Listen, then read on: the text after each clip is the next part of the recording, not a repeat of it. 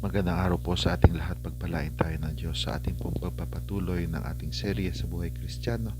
Atin naman pong pagdinilayan ngayon ang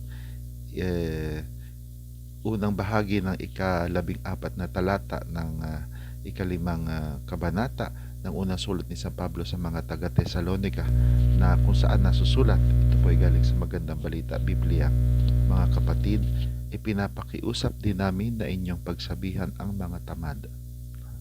Marahil ay ubod ng linaw na ang mga salita ni San Pablong alagad, no, sa kanyang mga tagapakinig sa Thessalonica, at talagang masasabi natin na doon ay marahil naglipa na ang mga tamad, no? Kung hindi man naglipa na, ay may mangilang-ngilang mga tamad, no?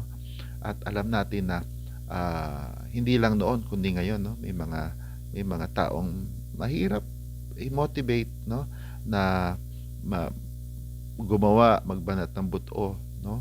Bagamat alam natin sa kultura natin, mayroon tayong tinatawag na Juan Tamad, no?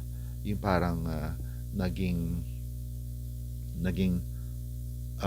halimbawa, no, ng isang typical na Pilipino. Pero nasa sa atin kung ating nais baguhin ang larawang yon na palagay natin ay unfair sa nakararaming mga Pilipino, lalo na sa mga kababayan natin na OFWs, no, na sana ay mabago natin yung ganong konsepto sa pamamagitan, una higit sa lahat, ng pagpapakasipag.